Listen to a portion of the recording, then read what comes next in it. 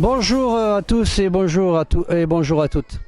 Je vais aujourd'hui vous parler de Tarbes. La dernière fois c'était à Avignon bien sûr, mais on se déplace, se déplace au fur et à mesure de ce qui se passe au niveau des chevaux. Et là, Tarbes, vous vous rappelez sans doute que c'est un endroit où il y a du spectacle équestre. C'est le festival des créations de spectacles équestres.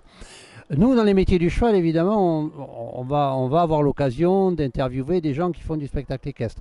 Et puis en face de notre stand, nous avons quelqu'un qui, lui, ne fait pas de spectacle équestre, mais qui fait autre chose. En premier lieu, donc, on va lui demander de se présenter et puis nous expliquer un peu comment il est arrivé à son projet d'aujourd'hui. Après, on parlera du projet avec lui. Alors, je m'appelle Stani Ledieu et je suis originaire de Belgique. Je suis d'une formation juriste et criminologue à la base, cavalier, moniteur d'équitation breveté chez nous. Je dirige aujourd'hui, parce que j'ai fait pas mal de choses, j'étais administrateur à la Fédération équestre belge. Aujourd'hui, j'ai monté les commissions spectacle équestre justement. Donc on a un lien. Donc j'ai développé au début des années 90 le Yosekan Bajutsu, venant des arts martiaux. Je veux dire, pour faire simplement, la vitrine, c'est le tir à l'arc à cheval, le combat au sabre, le lancer de javelot. Et puis de fil en aiguille, on a été amené en 95, suite à un grave accident en Belgique de la gendarmerie à cheval, lors d'une manifestation estudiantine à Liège, d'être contacté par les services de police qui nous ont demandé si avec les arts martiaux à cheval, on pouvait les aider à éviter de faire encore la une de la presse suite à ce grave accident où un cheval avait parcouru 12 km à travers la ville de Liège en percutant évidemment des passants, etc. On a eu cette idée, peut-être un peu saugrenue, de se dire à un moment, mon épouse est française, elle est également ministrice d'équitation, et bien de se rapprocher. Elle était de la Dordogne et ses parents à Bordeaux. On s'est dit, il y a une vraie pertinence de venir s'installer sur Tarbes. Là, on vient proposer donc à la fois des formations sur un format de 9 mois de garde équestre. Voilà. En Belgique, on avait déjà créé en 2000 les formations d'agents de gardiennage à cheval reconnues par le ministère de l'Intérieur. Et puis on a développé des formations de garde équestre. Et puis on a terminé, c'était notre toute dernière création dans ce secteur en 2015, à créer une formation de steward à cheval. La particularité d'un steward à cheval, c'est de pouvoir accueillir du public, gérer notamment des parcs de véhicules, des grands parkings, etc. Donc on peut les trouver dans plein d'endroits, y compris dans des parcs d'attractions, ou voilà. Et également de pouvoir amener une assistance, une aide au public. Voilà, aider un enfant qui est perdu parce qu'il va pouvoir lui plus facilement mettre pied à terre, il n'a pas la même image qu'un policier à cheval, etc. Donc on sait déjà que on a un très charmant président de communauté de communes où on est, nous, à Rabastens de Bigorre. Il a dit, mais votre projet est exceptionnel, je rêvais depuis des années d'avoir des surveillants environnementaux à cheval. Voilà, c'est déjà bien complet. Peut-être que ce que l'on peut demander pour vous qui écoutez, qui êtes intéressé, c'est qu'est-ce qu'il y a dans ce type de formation et peut-être faire comment dire, quelque chose autour de qu'est-ce que je fais après. Alors tout d'abord, au niveau du format, c'est un format particulier puisqu'on est sur un format de 9 mois.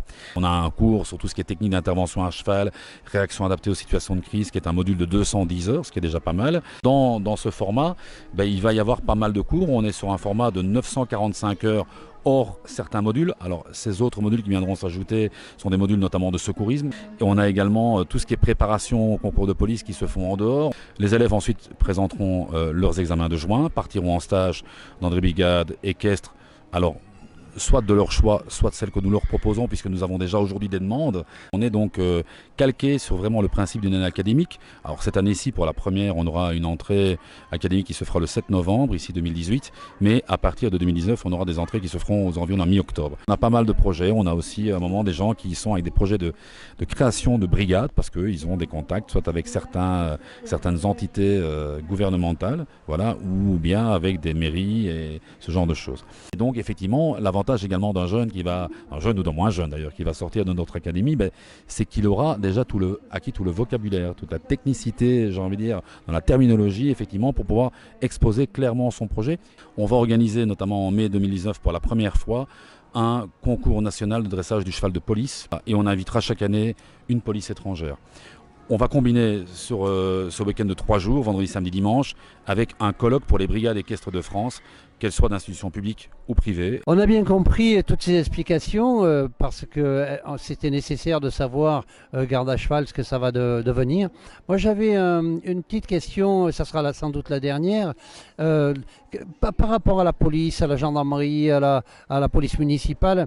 Ça sert à quoi vraiment de sortir avec un diplôme? C'est une excellente question qui revient régulièrement mais qui n'est pas encore suffisamment développée. Les diplômes qui sont décernés par les organismes, qui sont des organismes, des centres, des écoles privées, peu importe, hein, et l'Académie nationale des gardes équestres est aussi une école privée, voilà, n'a aucune reconnaissance officielle. Elle a la reconnaissance que leurs pairs veulent bien leur accorder. Parce que c'est une réalité, il faut s'adapter pour ces gens à un moment qui font de la sécurité publique à cheval, ben, il faut s'adapter à un moment à ce qu'on rencontre. Voilà. Ici, on va travailler, on va faire de la récupération de fuyards, on va faire de la contention, de la neutralisation d'individus, menottage, fouille, etc., tout en restant à cheval. Embarquement de l'individu, on l'écarte, hein, on le met à l'abri des regards, on évite un problème de contamination et de contagion, etc. Donc voilà, et on va leur apprendre vraiment à rapporter du travail policier. Voilà. Eh bien, il me semble que cette interview est parfaitement complète. Et donc, je vais vous laisser, je vais remercier Stani, merci.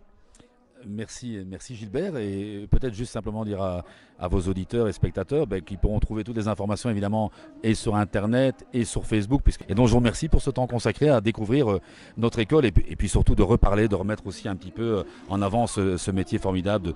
Eh bien oui, c'est vrai que vous allez avoir toute cette information en finissant de regarder ce petit bout de film. Moi je vous donne rendez-vous demain, pour vous ça parle pas demain évidemment puisque vous n'êtes pas là, mais je vous donne quand même rendez-vous demain et nous allons interviewer quelqu'un qui travaille dans le spectacle équestre. Donc à demain et bonne continuation. Bye bye.